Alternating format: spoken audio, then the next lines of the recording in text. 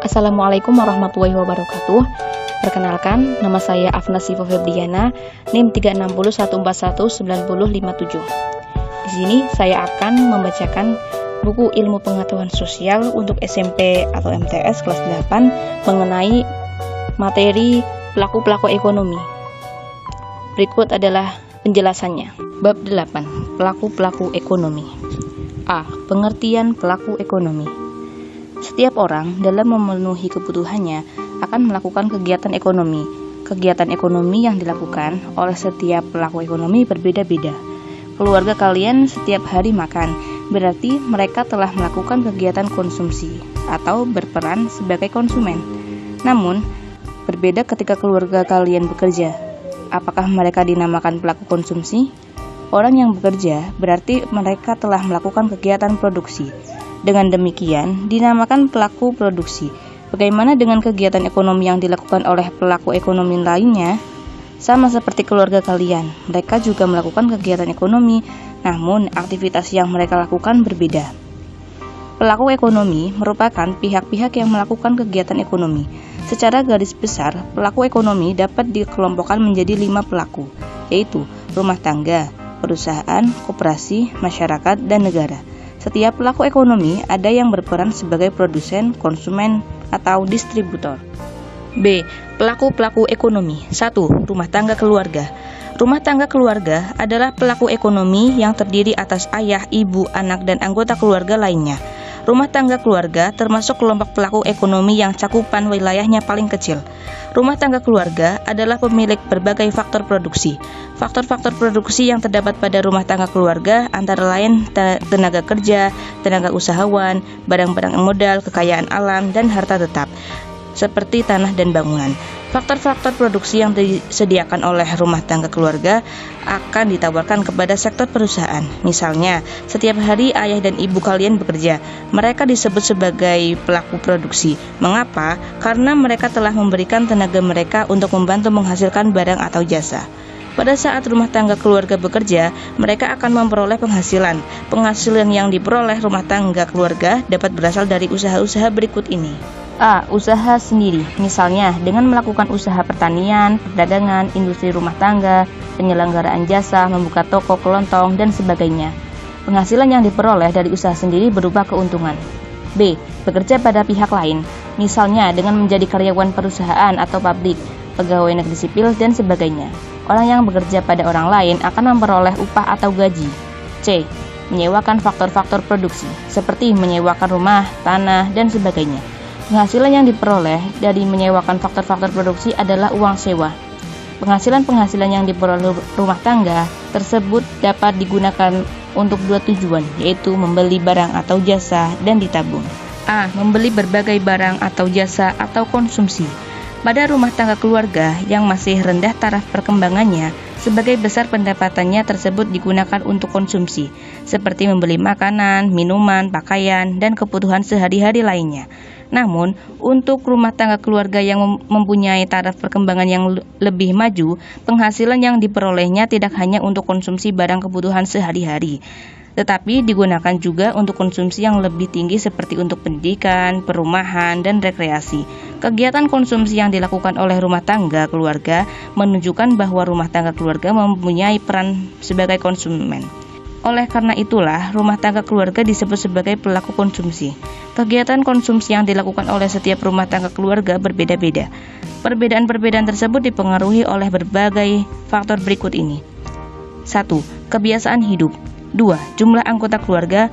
3. Status sosial. 4. Lingkungan. 5. Pendapatan. B. Disimpan atau ditabung. Sisa penghasilan yang digunakan untuk konsumsi dapat disimpan atau ditabung. Kegiatan menabung dilakukan untuk memperoleh dividen atau bunga. Di samping itu, kegiatan menabung dapat berfungsi sebagai cadangan dalam menghadapi berbagai kemungkinan buruk di masa depan. 2. Perusahaan.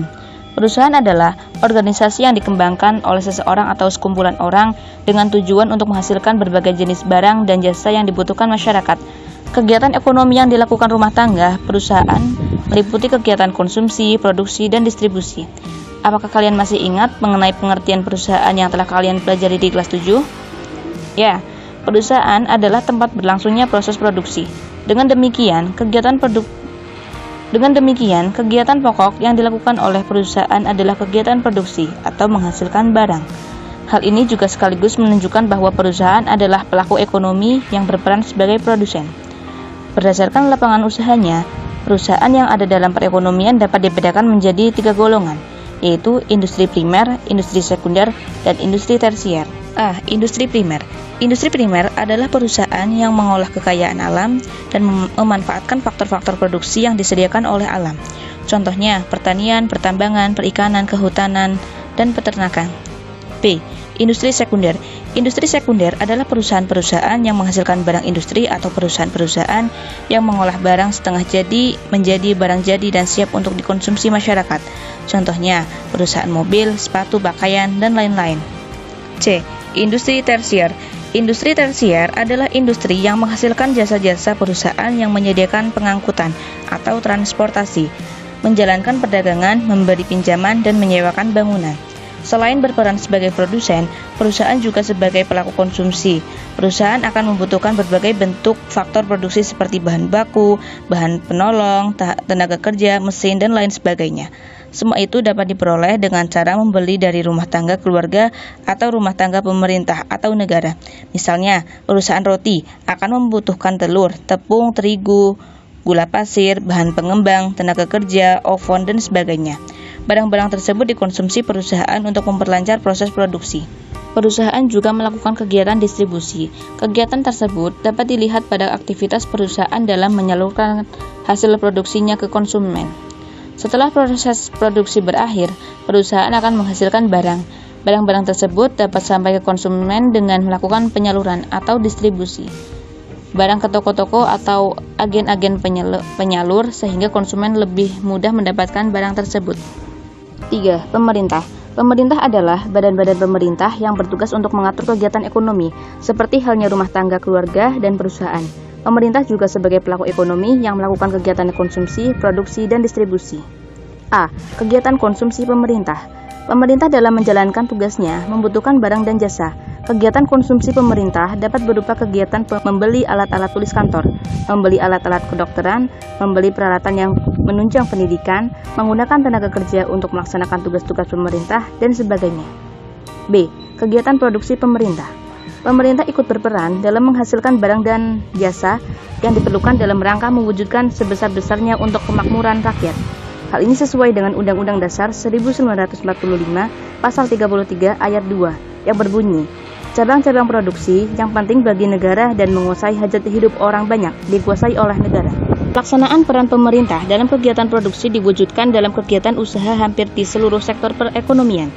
Sebagai pelaksana kegiatan produksi, pemerintah mendirikan badan usaha milik negara atau disebut sebagai BUMN.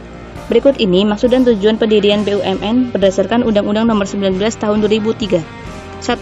Memberikan sumbangan bagi perekonomian nasional pada umumnya dan penerimaan negara pada khususnya. 2. Mencari keuntungan. 3. Menyelenggarakan kemanfaatan umum berupa penyediaan barang atau jasa yang bermutu tinggi dan memadai bagi orang banyak.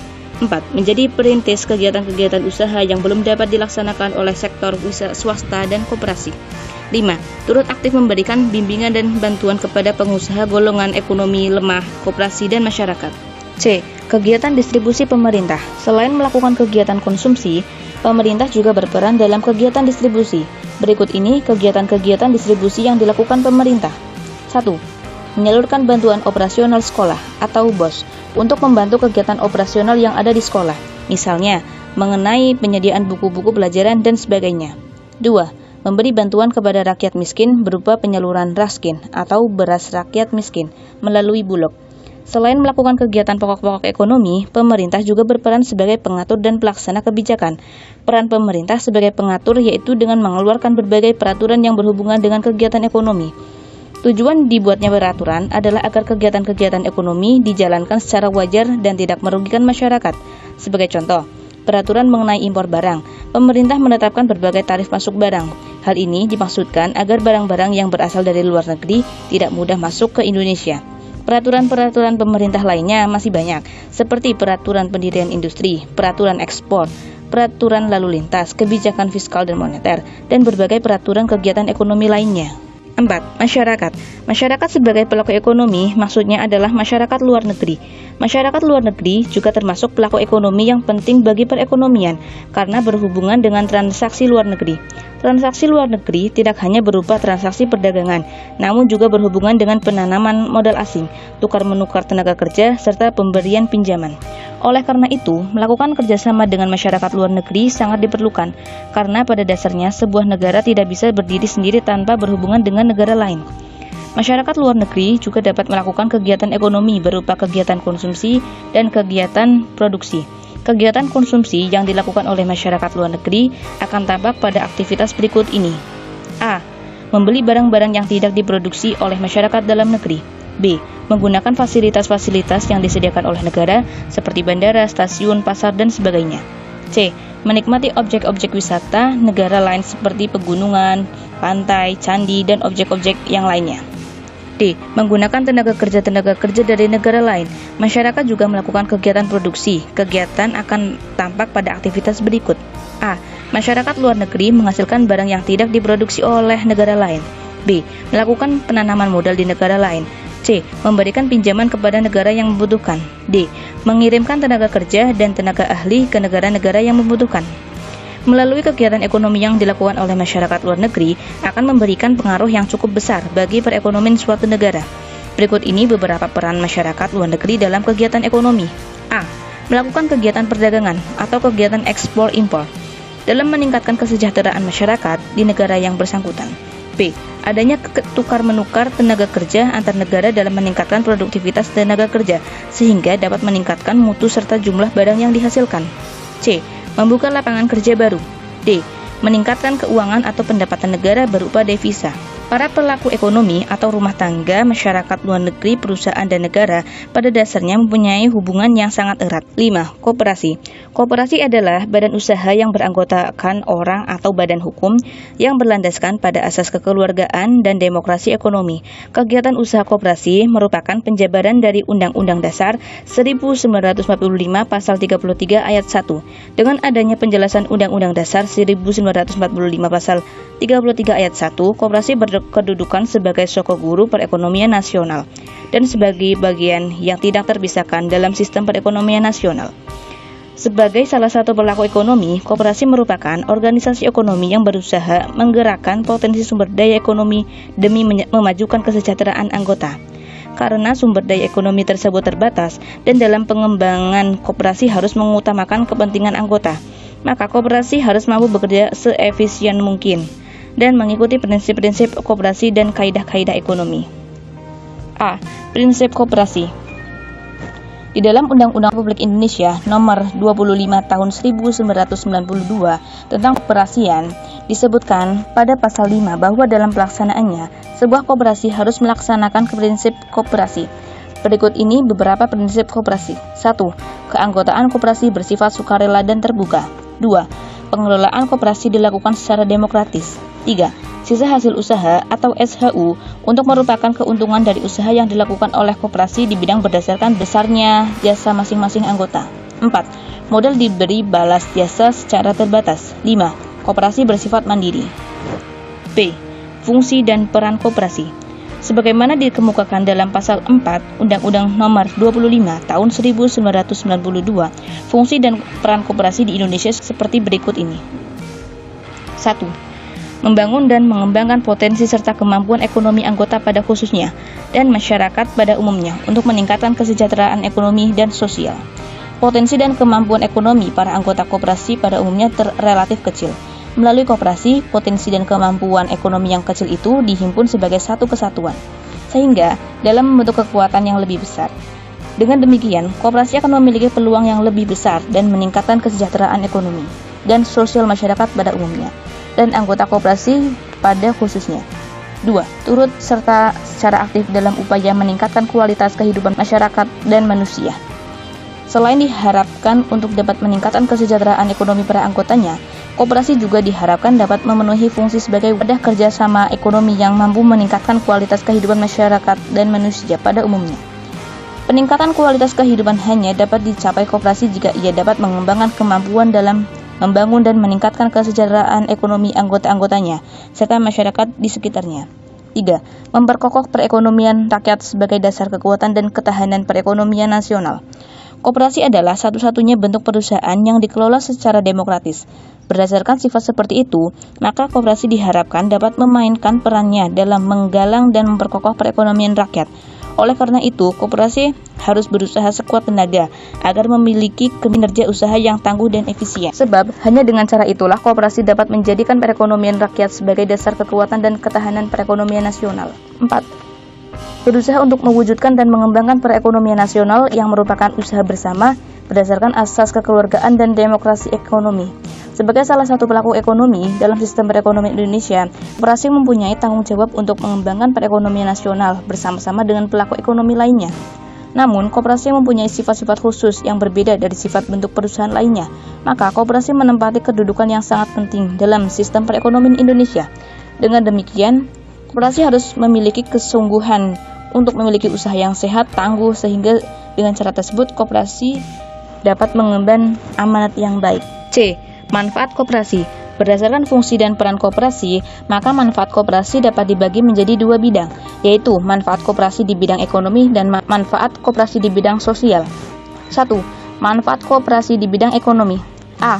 Meningkatkan penghasilan anggota-anggotanya. Sisa hasil usaha yang diperoleh koperasi dibagikan kembali kepada para anggotanya sesuai dengan jasa dan aktivitasnya. B. Menawarkan barang dan jasa dengan harga yang lebih murah. Barang dan jasa yang ditawarkan oleh koperasi lebih murah dari yang ditawarkan di toko-toko. Hal ini bertujuan agar barang dan jasa mampu dibeli para anggota koperasi yang kurang mampu. C. Menumbuhkan motif berusaha yang berperikemanusiaan. Kegiatan koperasi tidak semata-mata mencari keuntungan, tetapi melayani dengan baik keperluan anggotanya. D. Menumbuhkan sikap jujur dan keterbukaan dalam pengelolaan koperasi. Setiap anggota berhak menjadi pengurus koperasi dan berhak mengetahui laporan keuangan koperasi. E. Melatih masyarakat untuk menggunakan pendapatannya secara lebih efektif dan membiasakan untuk hidup hemat. 2. Manfaat koperasi di bidang sosial. A. Mendorong terwujudnya kehidupan masyarakat damai dan tentram. B. Mendorong terwujudnya aturan yang manusiawi yang dibangun tidak di atas hubungan-hubungan kebendaan, tetapi di atas rasa kekeluargaan. C. Mendidik anggota-anggotanya untuk memiliki semangat kerjasama dan semangat kekeluargaan. D. Bidang usaha koperasi. Berdasarkan atas bidang usahanya, koperasi dapat digolongkan dalam beberapa kelompok, yaitu koperasi konsumsi, koperasi produksi, koperasi pemasaran, koperasi kredit, dan koperasi jasa. 1. Koperasi konsumsi. Koperasi konsumsi adalah koperasi yang berusaha dalam bidang penyediaan barang-barang kebutuhan sehari-hari. Jenis konsumsi yang dilayaninya sangat tergantung pada latar belakang kebutuhan anggotanya. Misalnya, koperasi konsumsi dalam lingkungan pelajar, misalnya menjual alat-alat tulis, buku-buku, serta alat-alat keperluan belajar lainnya, dan sebagainya. 2. Koperasi produksi. Koperasi produksi adalah koperasi yang kegiatan utamanya melakukan pengolahan bahan baku menjadi barang setengah jadi. Selain memproduksi barang, koperasi juga melakukan pemasaran barang-barang yang telah dihasilkan tersebut. Misalnya, koperasi pengrajin batik, koperasi peternakan, dan sebagainya. 3. Koperasi pemasaran. Koperasi pemasaran adalah koperasi yang dibentuk terutama untuk membantu para anggotanya dalam memasarkan barang-barang yang mereka hasilkan. Contohnya, koperasi pemasaran elektronik, koperasi alat-alat tulis kantor, dan sebagainya. 4. Koperasi kredit. Koperasi kredit disebut juga koperasi simpan pinjam. Koperasi kredit adalah koperasi yang berusaha untuk memupuk simpanan dari para anggotanya dan memberikan pinjaman uang kepada para anggota dengan bunga rendah, syarat mudah, dan angsuran ringan.